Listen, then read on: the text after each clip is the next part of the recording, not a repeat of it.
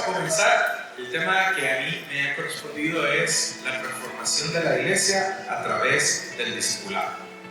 Entonces, lo primero que quiero que hagamos es que veamos esta palabra, discípulo.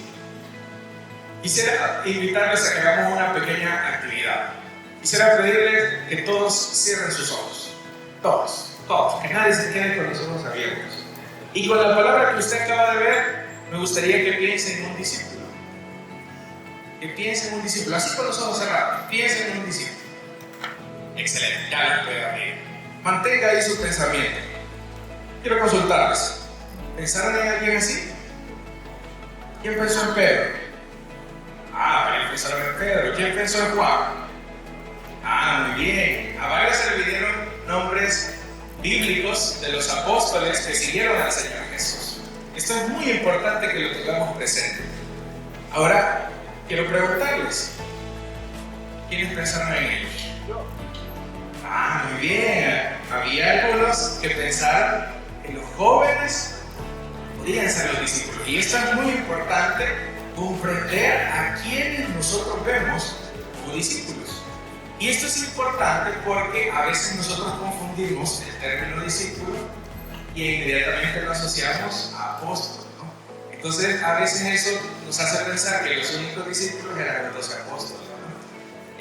Pero podemos tener claridad que los jóvenes también son discípulos o pueden ser discípulos del Señor Jesús. Quisiera compartir algunos datos muy importantes. La palabra discípulo aparece 261 veces en la Biblia.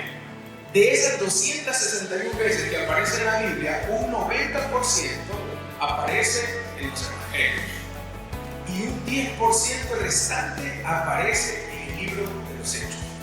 Algunos saben que el libro de los Hechos y el libro de Lucas fue redactado por la misma persona. Antes era un solo texto y luego se dividió para separarlo entre los hechos, es decir, los primeros pasos de la iglesia, y el libro de Lucas. Entonces, podríamos decir que prácticamente el 100% de la palabra discípulo está en los evangelios. Y esto es muy importante porque quiere decir que en el caso de los discípulos, o cuando hablemos de discípulos, el discipulado está íntimamente relacionado con el Señor Jesús. Esto es muy importante tenerlo en cuenta. El discipulado está íntimamente relacionado con el Señor Jesús. Entonces hagámonos una pregunta.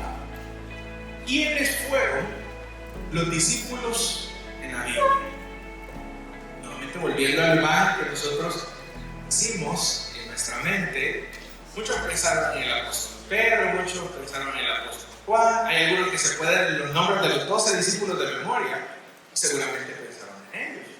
Pero si damos una definición de quiénes fueron los discípulos en la Biblia, podríamos decir lo siguiente: los discípulos fueron aquellos que mantuvieron una relación especial y estrecha con el Señor Jesús. Si nosotros consideramos eso, entonces ahí sí cabe nuestra favor. Los discípulos son aquellos que mantienen una relación especial e intensa, cercana, comprometida con el pastor, con nosotros. ¿Con quién? Con el Señor Jesús. Esto es muy importante. Ahora, entonces preguntémonos, ¿qué es discipular? Discipular entonces es desarrollar en otros una relación especial y estrecha con el Señor Jesús. Esto es un dato interesante porque no voy a desarrollar una relación conmigo, sino que voy a desarrollar una relación con ¿quién? Con el Señor Jesús. Obviamente eso no se puede desarrollar como una relación normal. Es decir, yo puedo tener una relación de amistad con cualquiera de ustedes, pero cuando hablamos de desarrollar una relación con el Señor Jesús, que dice la Biblia que a Dios nadie lo vio, entonces, ¿cómo desarrollo una relación con otra persona que ellos no pueden ver? Ya vamos a profundizar un poco más acerca de eso, pero mantengamos eso en mente. ¿Qué es discipular? Discipular es desarrollar en otros una relación especial y estrecha con el Señor Jesús. Hay algunos elementos, después de hablar de estos, de qué es discipular, de quiénes fueron los discípulos en la Biblia, que quisiera compartir con ustedes para ya centrarnos en el tema de cómo transformar la iglesia a través del discipulado. Para transformar la iglesia hay algunos elementos que quisiera que consideremos de la palabra de Dios. Así que quiero invitarlos a que abran su Biblia y que busquemos en el libro de Marcos, capítulo 3, versículo 13.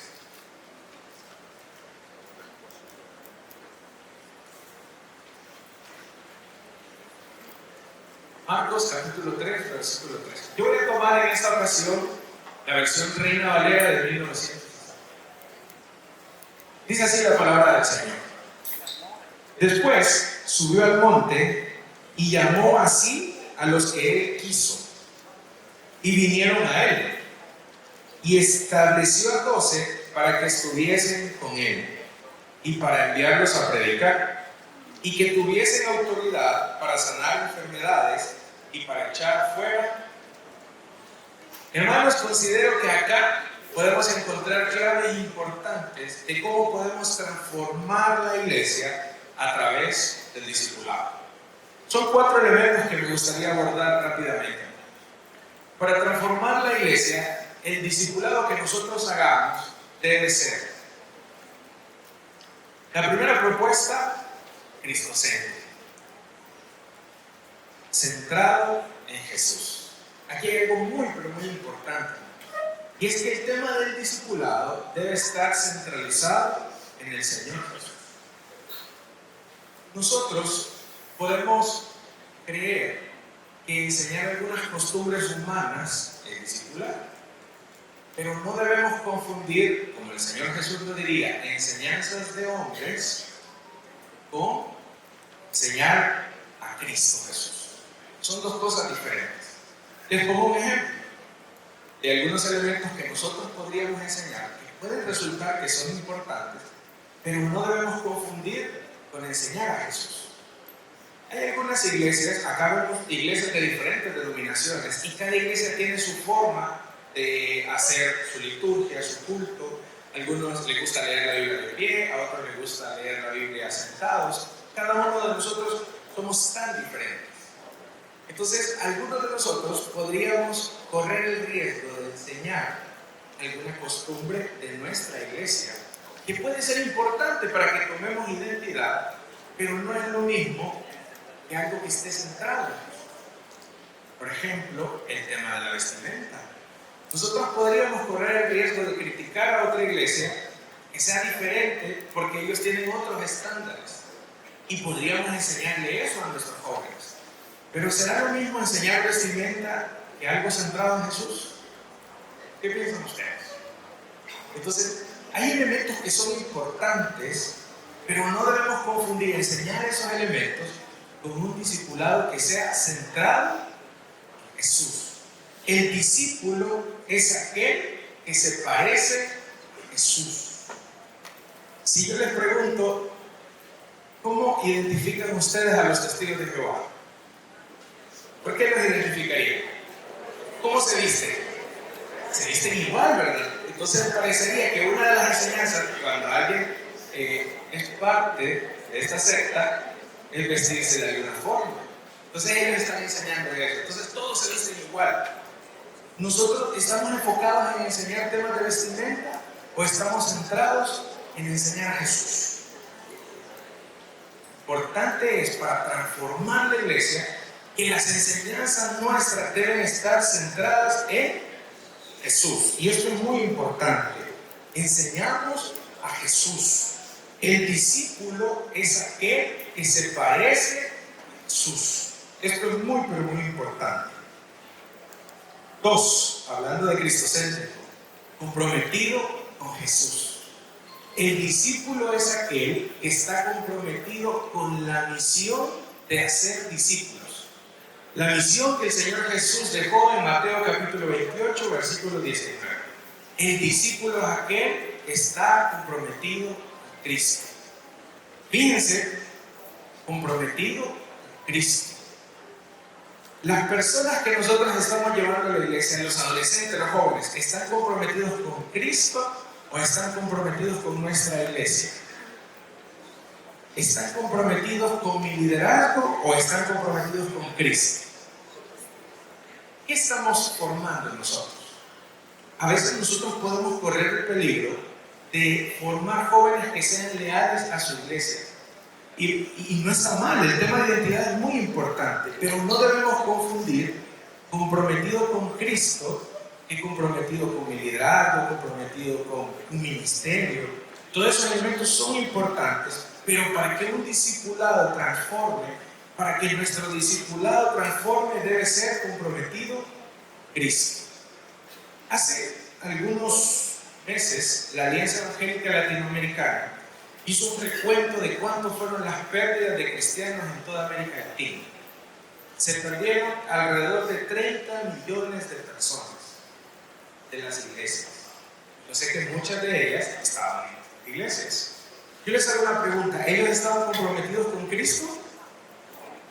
No. ¿Estaban comprometidos con la iglesia? Tampoco, porque ya no están. ¿Estaban comprometidos con su liderazgo? Poco, porque ya no están. Entonces, si nosotros queremos que el discipulado transforme, debemos enfocarnos que sea comprometido Cristo, con Jesús. Si tenemos discípulos que están comprometidos con Cristo, ¿los va a asustar una tormenta? ¿Los va a asustar una pandemia? Hermanos, cuando venga la persecución, los que están comprometidos con Cristo serían los primeros dispuestos a dar su vida. Pero si no están comprometidos con Cristo, pasó lo que nos sucedió en la pandemia. Fueron los primeros que salieron de la iglesia. Entonces, para que el discipulado transforme, debe ser comprometido con Jesús. Pero aquí hay algo importante, hermanos. Nosotros estamos comprometidos con Jesús. Nosotros mismos, antes que a los que estamos discipulando, estamos comprometidos con Jesús. Porque corremos un peligro, y el peligro es que nosotros queramos formar discípulos y ni siquiera nosotros mismos estamos comprometidos con Jesús, con su causa. ¿Cuánto tiempo o cuántos días vamos a la iglesia? Hay algunos de acá que quizás son parte del staff del CDI, y hay un pastor que está ahí pendiente: hermano, no ha venido al culto. El domingo es servicio. Pero si el pastor no le estuviera recordando eso, hay algunas iglesias que son iglesias y hermanas que no son socias. Entonces hay algunos hermanos que están apoyando en el CDI. Entonces el pastor les invita siempre a congregarse, y los hermanos son muy amables y están al pendiente de nosotros. Pero si el pastor no nos pidiera que nos congregáramos con esa frecuencia, ¿nosotros nos congregaríamos? Subámosle un nivel más. Aquellas cosas que nos generan pasión son aquellas cosas por las que nosotros no solo estamos dispuestos a dar la mía extra, sino que estamos dispuestos incluso a pagar por hacerlo. Hermanos, si se tratara de servir a las nuevas generaciones, ¿ustedes estarían dispuestos incluso a pagar para seguir sirviendo? Eso es comprometido con Jesús.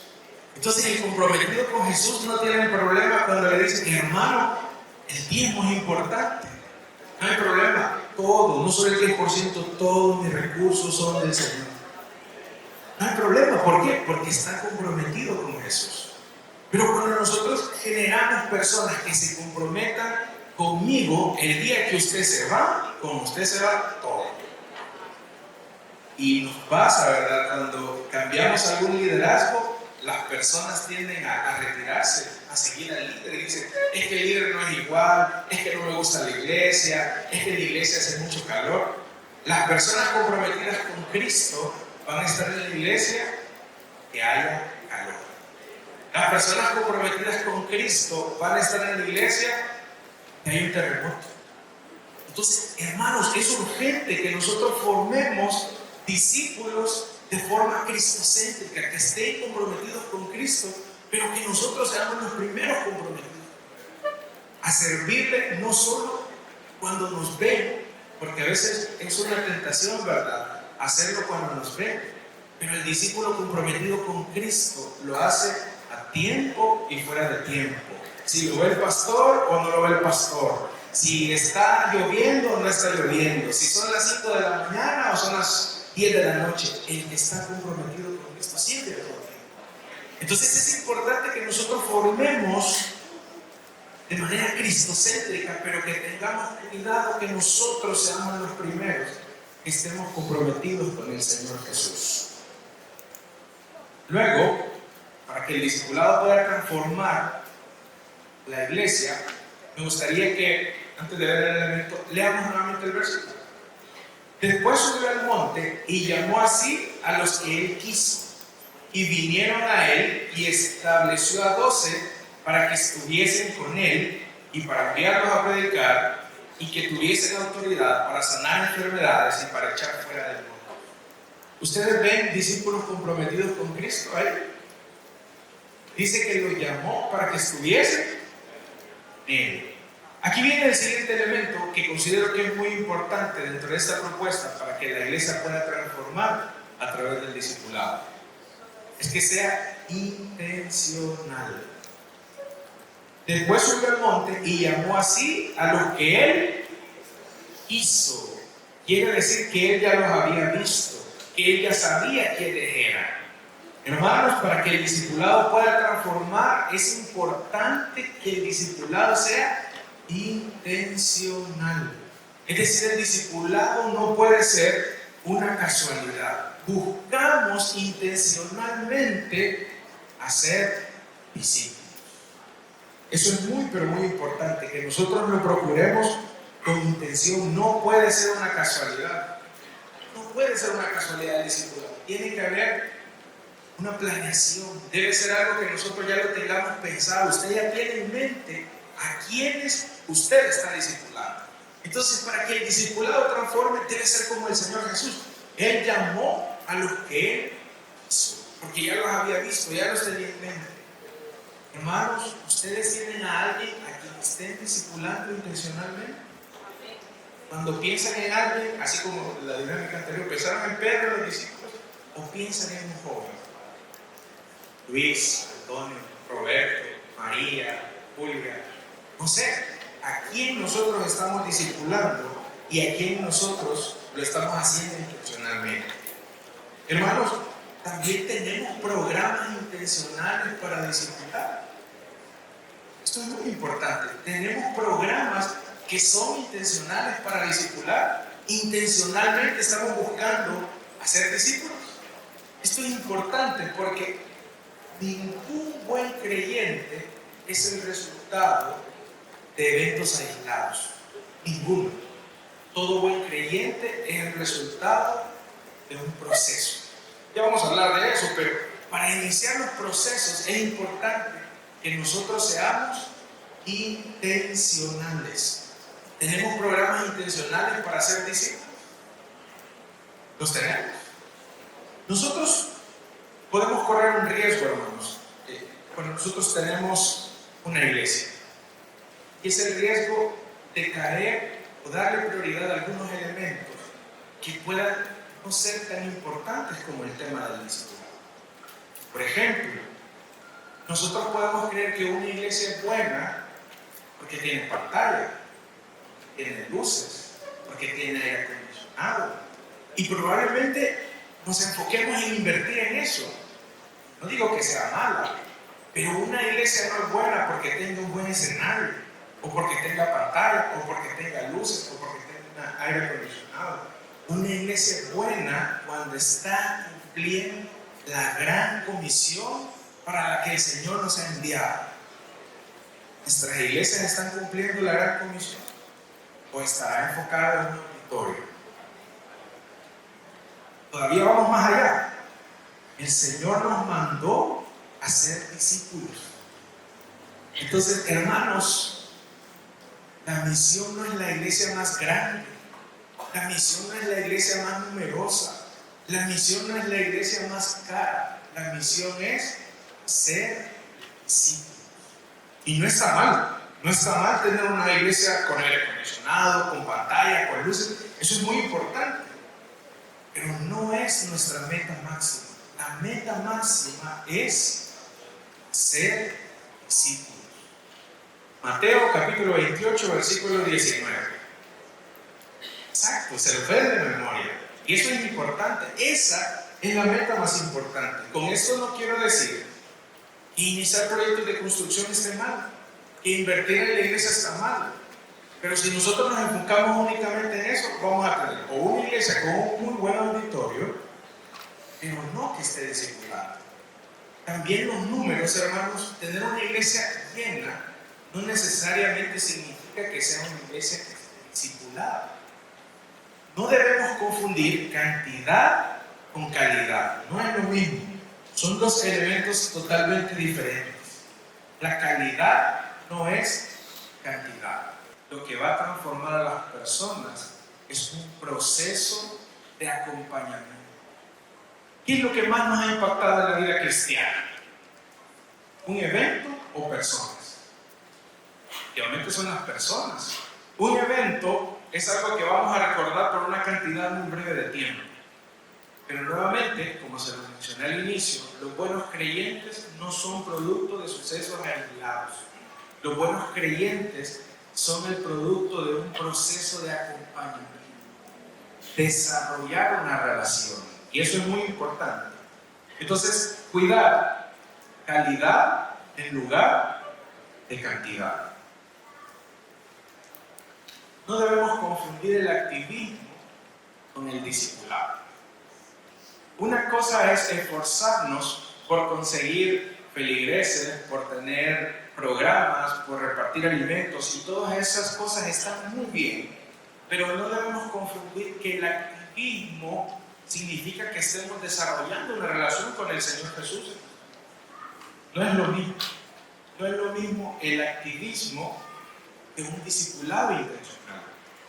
Ahora, eso no significa que a través de las actividades los jóvenes no estén creciendo. Las actividades que nosotros hagamos, hoy vamos a tener limpieza en el templo, hoy vamos a hacer una jornada de limpieza, no quita que los jóvenes puedan estar siendo discipulados, pero lo estamos haciendo intencional o solamente es una actividad. Entonces no es lo mismo activismo y discipulado.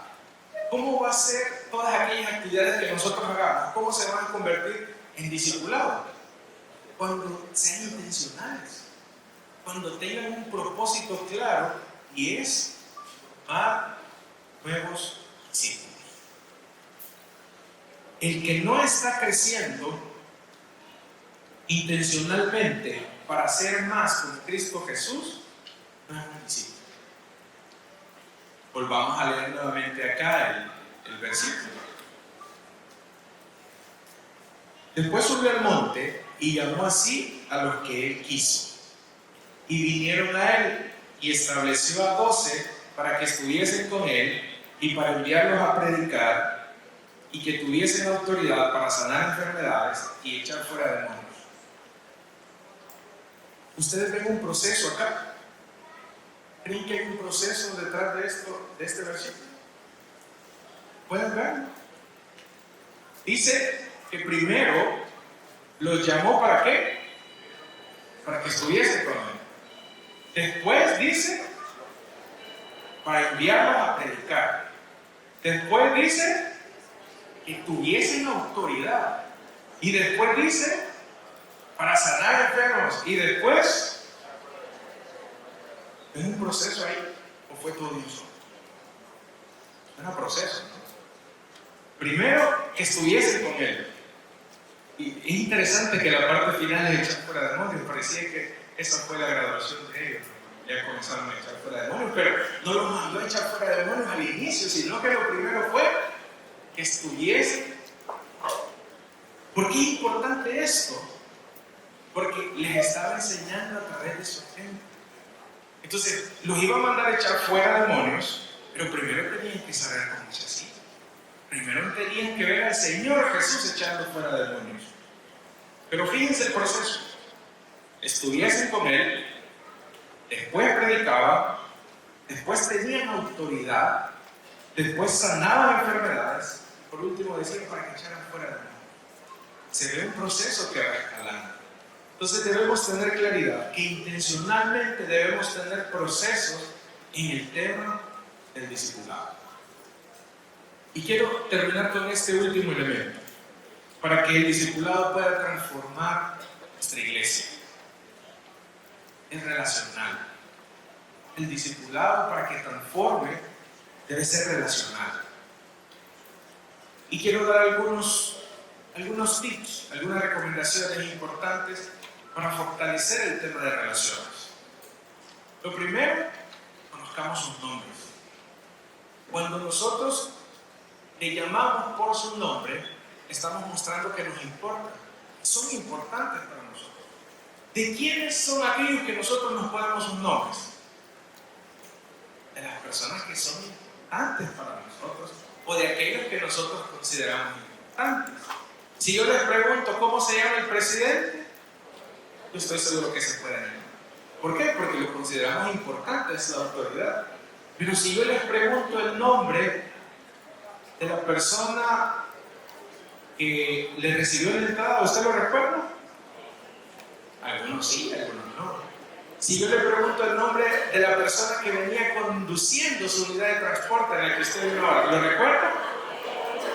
Algunos sí, porque es de la misma iglesia, ¿verdad? Pero es importante que nosotros llamemos a las personas por su nombre, porque eso demuestra cuánto nos importa. Entonces, nosotros los conocemos por su nombre. ¿Y conoce usted su nombre completo? ¿Conoce el nombre completo del niño, de la niña, del joven? ¿O se pone el apodo? ¿Le llama por su apodo o le llama por su nombre? Esa es la primera base para el tema de relaciones. ¿Qué tanto nos importan los niños y las niñas, los adolescentes y los jóvenes? Lo siguiente, conoce a su familia. El siguiente elemento, recomendación que me gustaría compartirles en esta propuesta, es que conozcamos a su familia. Mira, saludame a tu papá y tu mamá, por favor. Ay, hermano, mi papá y mi mamá fallecieron hace 10 años. ¿Por qué? Porque no lo conocemos, no sabemos que vive únicamente con la abuela, o se quedó con el vecino, o vive con el tío. No los conocemos. Y a veces, hermanos, es triste que ni siquiera nos interesa. Pero, hermanos, para que el discipulado transforme, debe ser relacional y debe comenzar por conocer sus nombres, conocer sus familias, conocer sus padres. Y seguimos profundizando, conocer sus sueños. ¿Conoce usted con qué sueñan los jóvenes, los adolescentes, los niños y las niñas? ¿Conoce usted cuáles son sus mayores anhelos? Si nosotros los conocemos, significa que nosotros estamos profundizando en la relación que tenemos con ellos. El Señor Jesús estaba muy, pero muy enfocado en el tema de la relación con sus discípulos. Tanto así que pasaban todo el tiempo juntos. Nosotros en la Biblia, quizás a veces podemos correr el riesgo de no ver el panorama completo. Pero ustedes recuerdan cuando alguien le dijo, Señor, yo quiero ir contigo. Y el Señor Jesús le dijo, para dormir, yo lo único que tengo es una piedra. Es decir, que pasaban muchos días donde dormían juntos. Hermanos, la gente, bueno, en estos tiempos, únicamente tenía una sola prenda de ropa. Y para lavar esa prenda de ropa, se iban a bañar y dejaban la prenda, bueno, en algún río, en algún lugar, y mientras dejaban la prenda secándose al sol. ¿Cómo creen que se bañaba el Señor Jesús? Estaba con ellos. Tenía una relación con ellos. Yo siempre les hago la broma a algunos. ¿A qué creen que huelían algunos discípulos? Cuando no existía el desodorante, ¿a qué creen que huelían? Sí, ¿verdad? Como la profesión era pescadores, ¿a qué huelían? A pescado. Pero tenía una relación profunda con ellos. Era tan profunda la relación, que habían llegado a parecerse. Dice la Biblia que cuando llegaron a capturar al Señor Jesús, Judas les iba a decir quién era. ¿A través de qué forma? Con un beso. Pero ¿por qué tenía que indicarles quién era? Porque se parecían mucho. Cuando nosotros discipulamos y tenemos relaciones profundas, De pronto estamos hablando igual. ¿No les pasa que se le pegan las palabras de sus amigos o de las personas que lo rodean? Lo mismo pasa cuando somos muy relacionales, llegamos a parecernos. Entonces, uno de los elementos para profundizar en las relaciones, conozca sus sueños, qué quieren ser en la vida, ténganlos presentes. Avanzamos porque ya me comió el tiempo. Cree en ellos. Esto es muy importante. ¿Por qué no hacemos el llamado a la conversión con los niños y las niñas? Porque a veces no creemos en su conversión. No, ¿para qué va a hacer el llamado? Usted le hace el llamado 10 veces, las 10 veces va a pasar. Ya no se lo acepta porque no creemos en su conversión. Pero el primer paso para que lo veamos como discípulos es creer en su conversión. Pero hay que ir más allá. Hay que creer en ellos. Hay que creer en sus sueños, que lo pueden lograr, que pueden salir adelante. Estas son algunas recomendaciones, hermanos, para crecer en las relaciones con las personas que nosotros estamos discipulando. Pero quiero cerrar con esta parte que considero importante, y es cómo crecemos en nuestras relaciones también internas, nosotros. Porque lo más importante del discipulado es la relación. Lo más importante que el Señor hizo, de todas las cosas que hizo, fue la relación que estableció con sus discípulos.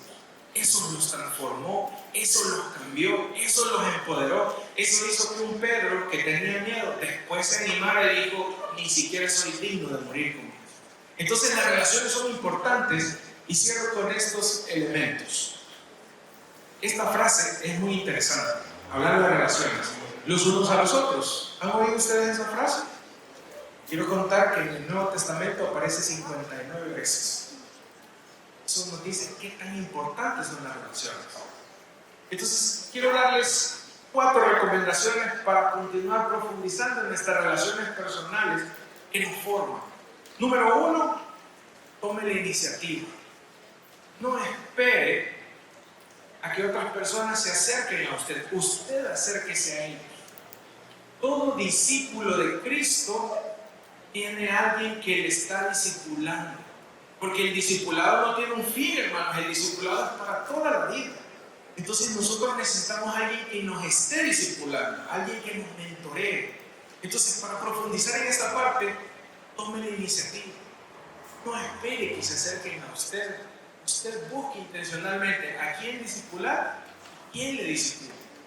Ustedes han oído de personas que dicen: hermano, fíjense que estuve enfermo y nadie me visitó. ¿Ya han oído esas personas? Son aquí acostados en la iglesia. Pero ¿a quién le contó que estaba enfermo? Y entonces, ¿cómo le vamos a visitar si no le contó a nadie? Entonces, si las personas no se acercan, usted tome la iniciativa. Estamos acostumbrados, o las personas esperan que se acerquen a nosotros, que el pastor nos visite, que las personas nos busquen. No espere eso. Tome usted la iniciativa. Número 2, sea vulnerable. Hermanos, debemos dejar de parecer superhombres, supermujeres con las personas que discipulamos, porque eso les da una mala idea de qué es ser cristiano. Ellos piensan que ser cristiano es alguien que nunca falla. Entonces, ¿qué dice el adolescente? Yo nunca voy a poder ser como mi hermano, porque él ora 5 horas todos los días. Yo nunca voy a poder ser como el hermano, porque el hermano no comete, él tiene una aurora aquí, nunca se enferma, nunca pasa dificultades. Al hermano no le dan ganas de pecar. ¿Por qué? Porque ese va a demostrarnos en la iglesia. Pero es importante que seamos vulnerables, que seamos honestos y que le contemos también nuestras debilidades, nuestras luchas. Usted le cuenta sus debilidades, usted es vulnerable con los jóvenes a los que está discipulando. Se toma el tiempo de ser vulnerable con ellos. Es importante que seamos honestos con los jóvenes, porque ahí sí se van a dar cuenta que la vida cristiana es una lucha. Es una lucha, es una búsqueda intencional por ser más como Cristo Jesús. 3, y cierro porque ya no tengo tiempo. Pida ayuda. No tenga miedo de pedir ayuda para establecer relaciones. Pídale ayuda. Y pídale ayuda no solo a los que vemos hacia arriba. Pídale ayuda a los adolescentes. crea en ellos, invítelos. La reunión de planificación, ¿qué vamos a hacer en la iglesia? Llévese 3 niños y le va a asustar las ideas que le van a dar a los niños. Llévese adolescentes, pida ayuda, ¿no? Eso va a fortalecer nuestras relaciones. Y lo último, protéjalos, sean leales. Nosotros casi siempre nos gusta en las iglesias que sean leales con nosotros. Nosotros también tenemos que ser leales con las personas que nos discipulan y en las que estamos nosotros. Amén. ¿Estamos listos para transformar la iglesia? ¿Estamos listos para transformar a nuestros adolescentes? ¿A los niños? Esa es nuestra tarea, hermanos. Hermanos, a veces estamos acostumbrados a oír que para El Salvador viene un gran avivamiento. Si no somos intencionales en hacer discípulos, quiero decir que no viene un avivamiento. Si no somos intencionales en hacerlos. Amén. ¿Estamos listos entonces? Ese es el plan. Cerramos nuestros ojos y pidamos al Señor que nos ayude a poder discipular con pasión a las nuevas generaciones. Padre, te pedimos que nos ayudes, Señor, en esta tarea que tú nos has encomendado. Señor Jesús, queremos poner en tus manos, Señor, esta labor, esta misión, Señor, que no es una misión del CDI, que no es una encomendación del pastor, que no es, Señor, algo que tú nos has dejado solamente para que esté ahí, sino que, Señor, es la misión principal, que hagamos discípulos y discípulos. Ayúdanos, Señor, a poder hacerlo con pasión y a entregar lo mejor de nuestra vida, a poner de nuestro recurso, de nuestro dinero, a poner de nuestro tiempo, a dar la milla extra si es necesario meternos en problemas para cuidar y proteger a los niños y las niñas, que lo hagamos y lo hagamos con mucho gusto. En tus manos nos encomendamos. Amén. Amén. Muchas gracias. Que Dios te bendiga.